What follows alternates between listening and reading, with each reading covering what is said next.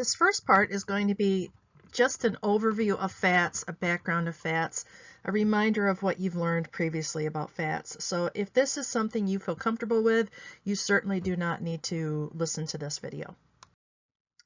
So fats are primarily made out of carbon, hydrogen, and oxygen, and if you remember, that is also what the structure of carbohydrates are as well.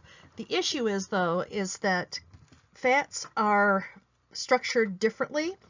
They have a backbone of a glycerol molecule, which also can be used as fuel as the fat is broken down. And these long chains of fatty acids are made of the carbon, hydrogen, and oxygen. And when it is attached to the glycerol, when three are attached, it's called a triglyceride or triacyl glyceride. The function of this triglyceride is that it is hydrophobic, which means it's water insoluble, and it is lipophilic or fat soluble. So these are two characteristics important about fats. They're classified primarily as triglycerides. Fat is primarily classified as either a triglyceride, phospholipid, or a sterol. 90% of what we eat is in the form of a triglyceride, and it's the most common type of exogenous lipid, and it's also, as I mentioned, called a triacyl glycerol. Phospholipids and sterols we'll look at a little bit different, but notice that phospholipids are water and fat soluble, so they're a little different structure. They don't have three fatty acids, they have two, and then they have a different structure on their third glycerol link. So here's what glycerol is. Well, what you need to know about glycerol is that it is primarily the backbone. It has three carbons, and it is important for carrying fat. And the three fatty acids can be of different chains, and you'll notice that there is a methyl group or a CH3 going back to basic chemistry, and it has a carboxyl group, which is a COOH, or a carbon, a double bond to an oxygen, and an OH attached to it.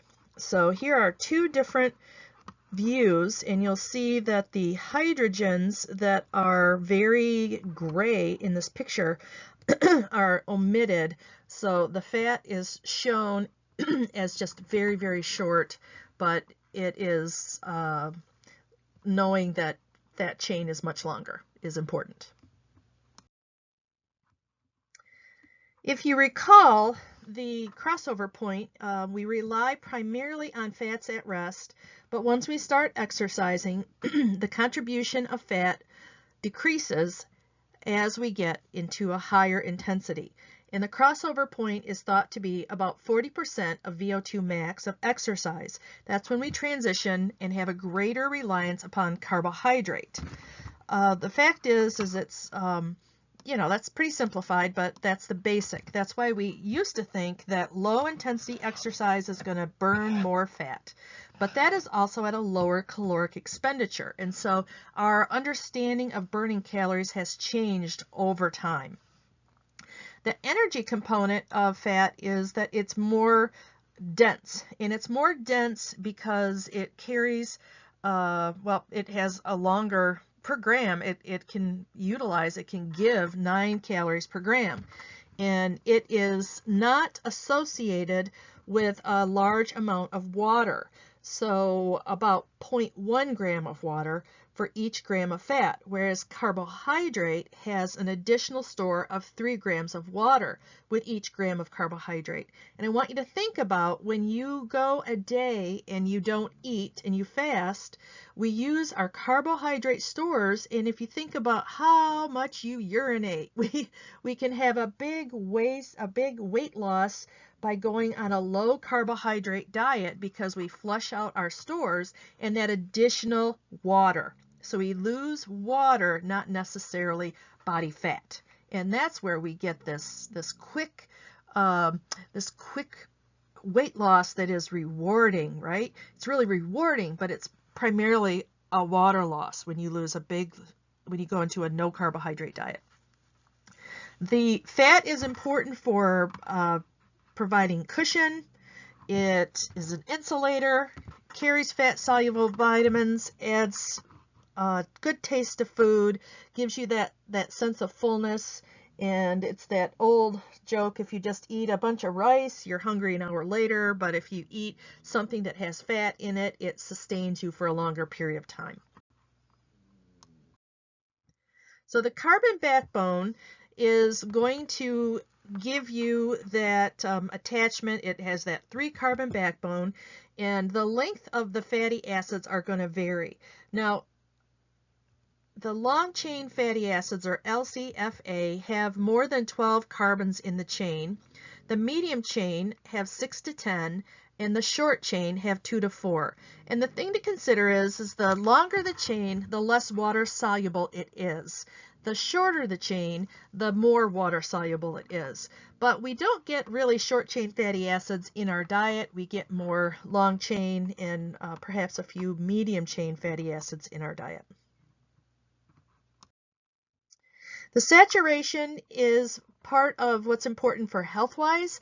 The saturation means that the long chain of carbons are fully linked with 4 separate bonds, and it's attached in a chain, and then it has 2 hydrogen ions on each carbon. So there's no double bonds.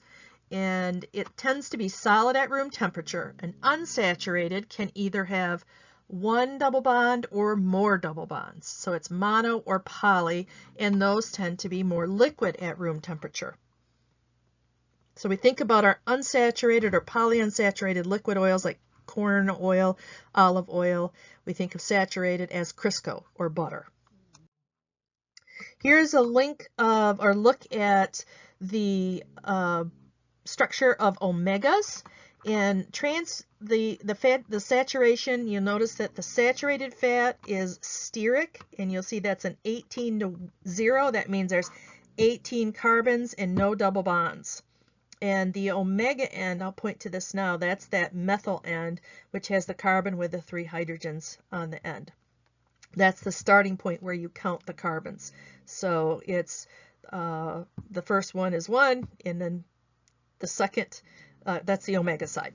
The stearic acid is saturated. Monounsaturated, we have oleic acid, and here you'll see that you have 1 spot in the middle. It's 18-1, so there are 18 carbons, 1 double bond, and that's at the omega site, omega 9 site. So it's the 9th carbon in.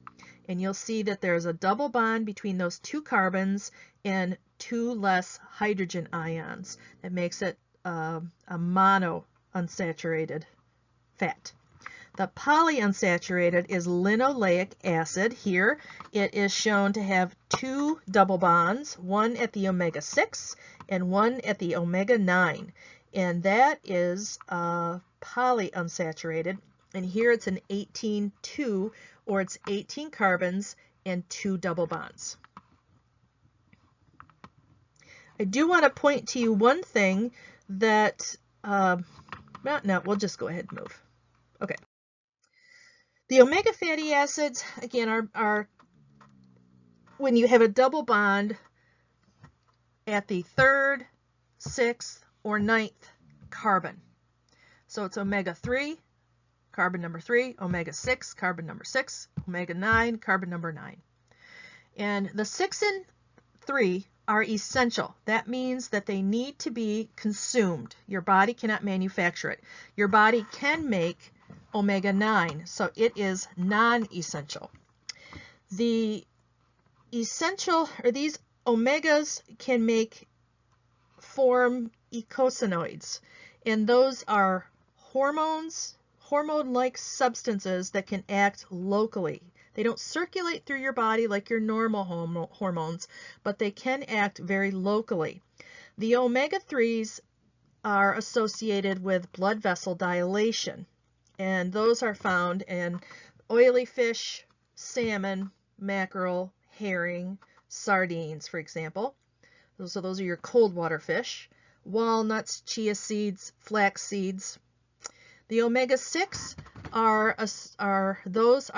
tend to be linked with a little bit more inflammatory or clotting or vasoconstriction components. However, they do help with your cholesterol by lowering the harmful or lousy LDL and boosting the healthy HDL. So they're not bad. They're not bad, but they are found in more plant-based sources. So safflower oil, sunflower, corn, soybean. Walnuts also have omega-6, and pumpkin seeds. Now, I don't want you to think that omega-6 are bad, because they do have a positive influence on blood cholesterol. But what we want to do is that we, as your average person, tend to eat more 6s and than we do 3s. And what we want to try to do is not decrease our 6s, but increase our 3s. So it's the ratio between the two. More walnuts, cold water fish, chia seeds. What else did I say? Pumpkin seeds. Oh, actually, sardines. So salmon. All right, so it's not that any of them are bad. It's that we want to focus on eating more of the healthy and still more of the 3s and still keep our 6s, because those are good too. They just have a little problem if you have a bad ratio of way too many 6s and not enough 3s. To complicate things a little bit more, here's an example of omega-3 fatty acids in some foods, and you'll see that we have walnut, flaxseed, sockeye mackerel, cod liver oil, salmon oil. So, and also there's your friendly canola and soybean, which, as I mentioned, those do have omega-6s as well. So it's not like foods have one or the other. Many times they have multiple omegas. The 18-3 is the alpha-linoleic acid, or ALA, and that one is, it looks like there's quite a bit in those top plant forms, but these are in milligrams, so it's very, very low, very, very low. But in terms of comparison to the others, it has a greater amount. The 20-5 is known as eicosapentaenoic acid. Eicosapentaenoic acid. How about if I say it correctly? That is a second source, and you'll see that, wow, do you get a lot in your fish. The DHA is docosahexaenoic acid, and that one is a primary structure in the cerebral cortex, or the brain, the skin, and the retina. And again, I want to mention to you, these are very low numbers because these are milligrams. They're milligrams. And remember that we eat fats in grams. So these are some examples of good sources of those omega-3s, but also recognize that it's not a matter of just eating all the salmon. It's variety. So we get a variety of those types of omega-3s. When we hydrogenize food, we make food more stable. It may improve how it feels in your mouth or how it can be used. It's better for baking, for example. Hydrogenated food is baking. And that's where we have a better luck with butter versus an oil. Although there are some cakes that you can make with olive oil, and it's worth giving it a try if you want to. The hydrogenation itself is throwing a bunch of hydrogen ions onto that unsaturated fat. And when you throw those hydrogens on, they bond, they connect to those carbons in a variety of places, and you end up having a double bond where the hydrogens can be on the same side of the molecule, or they can be on the opposite side of that carbon. And here you see a cis form where the fat is bent, and the trans form where they are straight. And that's really the difference. Now, you wouldn't think there'd be a big deal about that. However, we know that trans fats take on, this now becomes a saturated fat, and those fats, hydrogenated fats, are problematic for cardiovascular disease, diabetes, cancer, and metabolic syndrome. And what we see is that when we hydrogenate, it tends to be in that trans form, unless now we have foods that are saying no trans fats. So I guess they figured out somehow how to do it. Phospholipids are non-essential, and as I mentioned, you have that glycerol backbone, and you have 2 fatty acids, but on that 3rd spot, you get this other component, and it's a phosphate group, and this specific one is choline. And this provides a different characteristic to the fat itself. So now, because it has this hydrophilic side, it has a hydrophobic end and a hydrophilic side. So here you can have increased ability for water to pass through. So it's no longer hydrophobic on that end, it's hydrophilic. Philic means I love you. Philic means like. So hydrophilic end means water can pass through. So there are hydrophobic tails and a hydrophilic head. And these are going to give you more ability for substances to transport through, and that's why the phospholipids are the source of cell membranes on all your cells. So all your cell membranes are primarily made of phospholipids. It has a water and fat soluble component to it. Phospholipids are also part of, or has a structure or a potential of being has a ability to emulsify, and that's when it can separate that fat and make it soluble in water. So think about an oil and vinegar salad dressing where you have that separation. Well, when I buy my salad dressing, if I don't make it at home, I will have the fat is suspended in throughout the entire bottle. But if I get oil and vinegar, it's separated. So there are emulsifiers inside of that salad dressing that allows that fat to be dissolved throughout. Phospholipids also allow for transport of lipid particles throughout the rest of the body, so it's important. And finally, sterols. Sterols are hydrophobic and lipophobic, and they do not contain fatty acids, but they have the same properties as other fats. So they're classified as a fat, not a carbohydrate, not a protein, because they have that hydrophobic and lipophilic component. They have ring structures, and they are more, the most common is cholesterol, and that's the structure. It serves as a structure for cell membranes in nervous tissue and also the brain tissues. It's part of steroid hormones, bile acids, and important in the production of vitamin D. So sterols have an important function in our body as well. The artificial fats, I don't want to spend too much time on that. Artificial fats will give you the fat sense, taste, however it's made out of carbohydrates, proteins, or specialty fats. Those should not be consumed in large amounts for a number of reasons.